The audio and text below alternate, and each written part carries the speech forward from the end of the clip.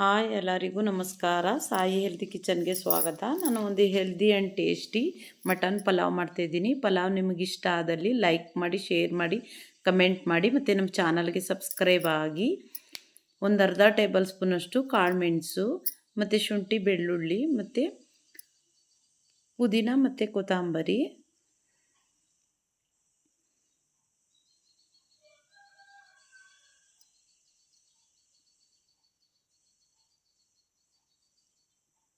ಒಂದು ಟೇಬಲ್ ಸ್ಪೂನಷ್ಟು ಧನಿಯಾ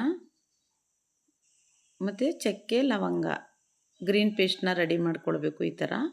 ಅದಾದಮೇಲೆ ಕುಕ್ಕರ್ಗೆ ಎಣ್ಣೆ ಮತ್ತು ತುಪ್ಪನ ಆಡ್ ಮಾಡ್ಕೊಳ್ತಾ ಇದ್ದೀನಿ. ಅದಾದಮೇಲೆ ಸ್ಪೈಸಸ್ಗಳನ್ನ ಆಡ್ ಮಾಡ್ಕೊಳ್ತಾ ಇದ್ದೀನಿ. ಸೋಂಪು, ಚಕ್ಕೆ, ಲವಂಗ, ಮರಾಠ ಮೊಗ್ಗು, ಅನಾನಸ್ ಮೊಗ್ಗು ಮತ್ತು ಪಲಾವ್ ಎಲೆ. ಅದಾದಮೇಲೆ ಈರುಳ್ಳಿನ ಹಾಕ್ಕೊಳ್ತಾ ಇದ್ದೀನಿ. ಈರುಳ್ಳಿ ಆದಮೇಲೆ ಈ ಗ್ರೀನ್ ಪೇಸ್ಟ್ನ ಆಡ್ ಮಾಡ್ಕೊಳ್ಬೇಕು.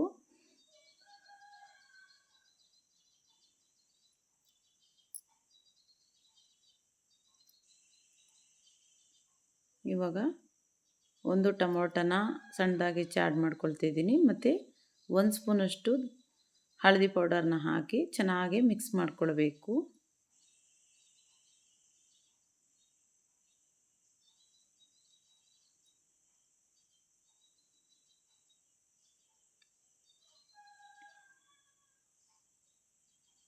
ಯಾವುದೇ ರೆಡಿಮೇಡ್ ಗರಂ ಮಸಾಲ ಆಗಲಿ ಯಾವುದು ಹಾಕಬೇಡಿ. ಈ ಮೆಥಡಲ್ಲಿ ಒಂದು ಸರಿ ಫಾಲೋ ಮಾಡಿ. ತುಂಬ ಟೇಸ್ಟಿಯಾಗಿ ಪಲಾವ್ ಬರುತ್ತೆ ನೋಡಿ. ಇವಾಗ ಮಟನ್ನ ಆಡ್ ಮಾಡ್ಕೊಳ್ತಾ ಇದ್ದೀನಿ. ನಾವು ಒಗ್ಗರಣೆಯಲ್ಲಿ ಎಷ್ಟು ಚೆನ್ನಾಗಿ ಮಟನ್ನ ನಾವು ಹುರಿತೀವಿ ಅಷ್ಟು ಚೆನ್ನಾಗಿ ಪಲಾವ್ ಆಗುತ್ತೆ. ನೀವು ಹಾಫ್ ಆಯಿಲ್ ಸುಮಾರು 50% ಮಟನ್ ಒಗ್ಗರಣೆಲೇ ಚೆನ್ನಾಗಿ ಬೆಂದಿರಬೇಕು. ಅಲ್ಲಿವರೆಗೂ ಎಣ್ಣೆ ಬಿಡೋವರೆಗೂ ಚೆನ್ನಾಗೆ ಮಟನ್ ಸಾಫ್ಟ್ ಆಗೋವರೆಗೂ ಚೆನ್ನಾಗೆ ಒಗ್ಗರಣೆಲೇ ಬೇಯಿಸ್ಕೊಳ್ಬೇಕು ನೋಡಿ. ಇವಾಗ ರುಚಿಗೆ ತಕ್ಕಷ್ಟು ಉಪ್ಪನ್ನ ಇವಾಗಲೇ ಆಡ್ ಮಾಡ್ಕೊಳ್ತಾ ಇದ್ದೀನಿ.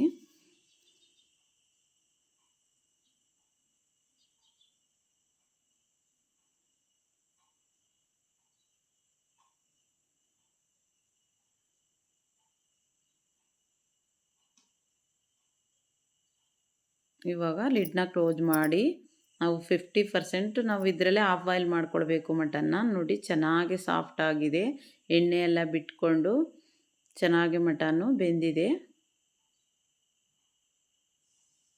ನೋಡಿ. ಇಷ್ಟು ಚೆನ್ನಾಗಿ ಬೇಯಿಸ್ಕೊಳ್ಬೇಕು. ಮತ್ತು ಇವಾಗ ರೆಡ್ ಚಿಲ್ಲಿ ಪೌಡರ್ನ ಆಡ್ ಮಾಡ್ಕೊಳ್ತಿದ್ದೀನಿ. ನಿಮಗೆ ಖಾರ ಎಷ್ಟು ಬೇಕೋ ಅಷ್ಟು ಆಡ್ ಮಾಡ್ಕೊಳ್ಳಿ. ಮೆಣಸು ಹಾಕಿರೋದ್ರಿಂದ ನೀವು ಬೇಕಾದ್ರೆ ರುಬ್ಬಬೇಕಾದ್ರೆ ಗ್ರೀನ್ ಚಿಲ್ಲಿನೂ ಸಹ ಆಡ್ ಮಾಡಿಕೊಂಡು ಪಲಾವ್ನ ಮಾಡ್ಕೊಳ್ಬೋದು. ರೆಡ್ ಚಿಲ್ಲಿ ಪೌಡರ್ ಹಾಕಿದ್ರೆ ಟೇಸ್ಟ್ ತುಂಬ ಚೆನ್ನಾಗಿ ಬರುತ್ತೆ.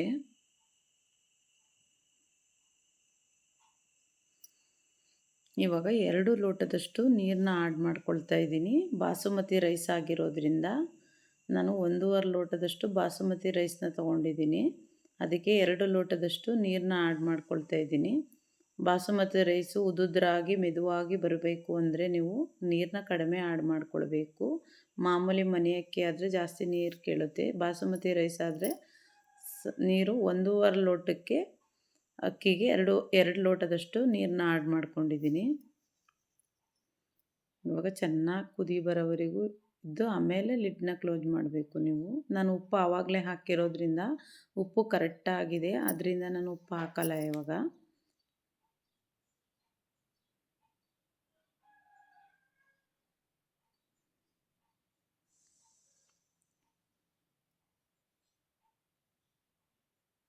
ಇವಾಗ ಲಿಡ್ನ ಕ್ಲೋಸ್ ಮಾಡಿ ಸುಮಾರು 2 ವಿಸಲ್ ಹಾಕಿಸ್ಕೊಳ್ತೀನಿ.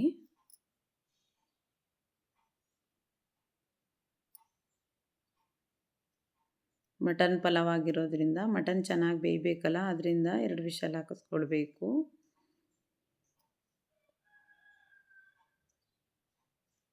ಇವಾಗ ಲಿಡ್ನ ಕ್ಲೋಸ್ ಮಾಡಿ ನೋಡಿ ಎಷ್ಟು ಉದುದ್ರವಾಗಿ ಮೆದುವಾಗಿ ಪಲಾವ್ ಬಂದಿದೆ.